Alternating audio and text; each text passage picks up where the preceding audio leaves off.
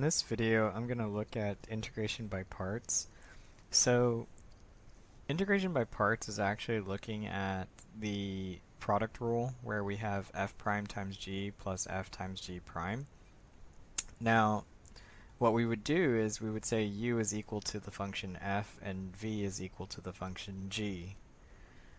Well, we would differentiate it using product rule, and we get u prime times v plus u times v prime. But see, like how I have this little integral symbol there on both sides? That's just so that I can cancel out the product rule, because that's exactly what I want to do, is I want to undo product rule, because that's the thing about integrating two functions that are multiplied dx, right? So we end up with this nice formula for u dv is equal to uv minus v du. And one thing though that we have is that how do you determine what u is? Well, the way that you determine what u is you use the phrase liat or ilate, whichever the case is for you. And for anything that's, like for logarithmic, that would be your first choice of your u. So we have log is for L, and then we have that inverses is for I, and then we have that algebraic is for our A, and then we have trig is for our T, and then exponential is for our E. Now what that does is it tells you which is your u. Okay, so we have that if u is logarithmic, it would come first, but then if you have that it's exponential, it would be your dv in either case. So we want to be able to use this, right? We want to be able to use this formula that we have. So let's go ahead and look at an example where we try to integrate a function using the integration by parts model. And we'll just leave this right here. Okay, so let's say that we have the integral of, let's say, x squared e to the x dx. Well, accordingly, all that we need to do is to figure out, like, what is u. So u is equal to x squared, and that's going to be that dv equals to e to the x dx, and then du is going to be 2x, and then v is going to be e to the x. Now notice that if we apply the formula, that it gives us x squared e to the x minus 2, and that's going to be the integral of x e to the x dx. Well, it seems like we're having to repeat the process all over again, because that's also a product rule, is it not? So now we have to repeat again. So we have that, we'll just go ahead and say, okay, well, u is equal to x, du is equal to dx, and then we have that this would give us that the dv is e to the x, and that v is e to the x. So what does this tell for us? This tells us that our solution has minus 2 times x e to the x minus the integral of 1 dx, so that's just going to be e to the x dx. And then, okay, so now we have x squared e to the x minus 2 x e to the x plus 2 e to the x, and then plus c. So, okay, so I was able to find my solution, but it required that we had to use integration by parts more than once, actually. Okay, well, note that if we were evaluating the integral from a to b for u dv, you would still use that uv is evaluated from a to b minus the integral from a to b v du. Okay, so we have that. In any case, we could probably use, definite integrals. So let's say that, for example, that we have an integral from 0 to 1 of arc sine dx. Now arc sine dx, if we use our, uv minus v du, well, our choice is really just 1 and sine of x. So we have that the I would be our inverse function. So we have that this would be that would tell you that u is sine inverse x. But then we know that dv is 1 dx. But what is du? It's 1 over the square root of 1 minus x squared. And then what is v? V is actually just x. Okay. So our solution is going to be equal to x sine inverse of x from 0 to 1 minus the integral from 0 to 1 of x divided by the square root of 1 minus x squared. And then that's dx. Now, oddly enough, we can only solve this via, or we would solve this via u substitution in either case. So we can solve this from here by u substitution, but notice that, for instance, that you have that this is going to tell me that u equals to 1 minus x squared and du equals to negative 2x dx. Notice that in either case that's going to change the integral as basically you're going to have that, we'll write it over here. It's going to rewrite it as 1 over 2 root u du. But that's equal to the square root of u plus c. So in either case, we can actually furthermore continue with our solution so that we can have it all in one as plus, okay? Now notice that in this case, there wasn't a 2 there. So that means that essentially when you did the u substitution, well, in any case, you would have to account for that. Okay, yeah, we would divide by 2, and that's how we get the square root of this one right there. Okay. I probably didn't, explain that correctly, but it's because of the 2x that's there that I would have had to have divided by 2, so that's how I got du over 2 in either case. So that's going to be the square root of 1 minus x squared from 0 to 1. But what does that give you when you plug it in? Well, when you plug it in, you get inverse sine of 1. And then when you go ahead and you evaluate the 1, you get 0. But of course, when you plug in the 0, well, when you plug in the 0, you're going to get minus 1. Now, if you plug this in, you get pi over 2 minus 1, which is approximately actually 0.571. Okay, so we see that, we can use the definite integral for integration by parts. No big deal, right? Okay, well, it though seems that if we have that we need to do this for multiple layers, that we might get lost in those layers. So that is why we come up with something called tabular method. So tabular method, what it does is it puts together, this table where you have, like if you have sine, and then you have a derivative, and then you have an integral. And then you always start with the plus sign, and then you have f of x, and then you'll have your g of x. But unfortunately, like for this example, like maybe it works like if you have that you need to find the antiderivative of g of x, unfortunately, for that. So, the best way to do that is with an example. For example, like if we have x squared e to the x dx, well, accordingly, I can actually use our chart, and I'll put that x squared is our u, right? So x squared would go here because we're differentiating our u until it terminates. Similarly, we're going to integrate e to the x until we're done. So here we'll do a minus.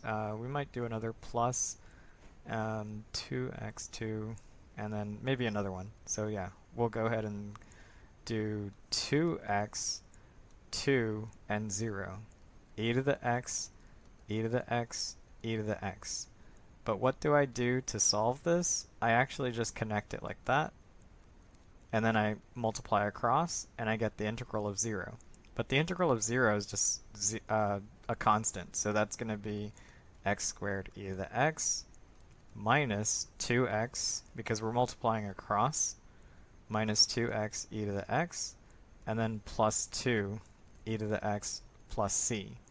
So this helps us in terms of, like, you know, not getting lost in a bunch of layers of integration by parts in either case. And you can do the same thing with respect to any sort of function, for example. So, you know, like maybe we can try this example where I have the integral of, let's say, like x squared, and then we have that's going to be cosine of x dx. Well, accordingly, you just have to make your chart where you have that you're going to have the plus sign, and then you're going to have x squared minus 2x plus 2 minus 0. And then you have cosine of x. The antiderivative of that is sine of x, but that's going to be minus cosine of x. And then that's going to be minus sine of x. Now, what do? We go like this, and then we go across. So let's go ahead and get our answer quickly. That's going to be x squared sine of x. And then we have, that's going to be plus, so it's plus 2x cosine of x. But then it's minus 2 sine of x, and we'll squeeze in the plus c right there. So here we have that this is our answer without having to do the multiple layers in either case, because see, like how uv v du, uv v du, uv v du, and so on. So this actually does help us in either case in terms of, like, you know, keeping everything organized, right? Now, if you wanted to, you could probably use tabular method also to derive, you know, like say for example x to the n e to the x dx. Can I use this to derive a formula? Of course, because I have that. I can similarly just, you know, say, well, the positive sign is going to be there, x to the n, and x to the n minus 1, negative, and then we have e to the x, e to the x. But what does that do for us? It gives us a nice formula that's closed, and it tells us that we have x to the n, e to the x minus n, the integral of x to the n minus 1, and then e to the x dx. So we have that, we see that there is a formula that gives us, you know, the integral of x to the n e to the x. And, you know, like we can try it like with, say for example, the previous one where we had the integral of x squared e to the x dx. According to the formula, it would be x squared e to the x minus 2 integral of x to the 1 e to the x dx. Now someone might say, well, that doesn't work, but it does, because all you got to do is just apply the formula again. Minus 2 times, okay, so that's going to be x e to the x minus 1 times the integral of 1 times e to the x. And what does that give you? It gives you x squared e to the x minus 2x e to the x plus 2 e to the x plus c. And there's our answer. Our answer is exactly the same thing that we got, and we can verify it using differentiation or just compare the answer that we got from above. Now, it would be interesting if we can go ahead and say, for example, like what if we applied integration by parts to an example that uses definite integral, and you have x squared divided by x squared plus 1 to the second power, and then this is dx. How would you apply tabular method? Well, to apply tabular method, you must basically rewrite the equation. How? By saying x times x divided by x squared plus 1 to the second power, and then you have from 0 to 1. So what would tabular method tell you to do? Well, tabular method unfortunately requires that you still pick the u appropriately, right? Now, in any case, this is a rational function, and this we have is, just a simple monomial, x to the 1. I will tell you that essentially it is sort of, in a way, could be like trial and error, but one thing that you should note is that the x is easy because we know that if we differentiate x the appropriate number of times, it will cancel itself out. So we have plus, minus, plus. But then the antiderivative, which was noted by I, is going to be x divided by x squared plus 1 to the second power. But then what is our equation going to be? It's going to be negative 1 over 2 times x squared plus 1, and that's by the use of u substitution. And then from there, we just have to integrate one more time, of which you end up with minus 1/2 arctangent inverse of x. So what that does is it tells us that our answer is going to be basically, it's going to be negative 1/2, or sorry, negative x over 2 times x squared plus 1, and that's going to be evaluated from 0 to 1. And then we have that furthermore, it's going to be plus. So what we're doing is we're doing like this, and then like that. But it's a definite integral, so we don't have to account for the constant, actually. So plus 1/2 arctangent inverse of x from 0 to 1. Now, if we go ahead and we plug in 0, that's actually just 0. So this is equal to, let's see, if we plug in this, we should get minus 1/4, and then plus 1/2 times arctangent of 1 is actually pi over 4. So this is going to give us pi over 8 minus 1/4. And actually that is our answer in terms of, like an exact answer, that is. So we have, this is our answer. Okay, now what I can do for you is that I can pose you with a challenge where, say for example, you wanted to derive a formula. You wanted to derive a formula for, let's say, like x squared divided by x squared plus a squared squared, and then this is dx. Can I just have a formula? Because, for instance, if I have that this is going to be 4 squared, and I'm evaluating from, 2 to 5, for example, I want to be able to just derive, where I could just plug it in, because, sometimes I might have that, what if you had an equation, like y equals to x divided by x squared plus 4x, or 4, and it was squared, and you wanted to look at this like from, let's say for example, maybe like 0 to 2, I don't know. Like you wanted to look at it from 0 to 2, but you wanted to find the volume. Well, then the volume, if it was rotated with respect to the y-axis, that would be from 0 to 1, not 0 to 1, but 0 to 2.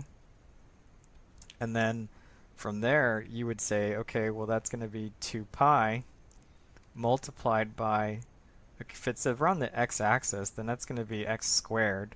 And all of this is divided by x squared plus 4 to the second power dx.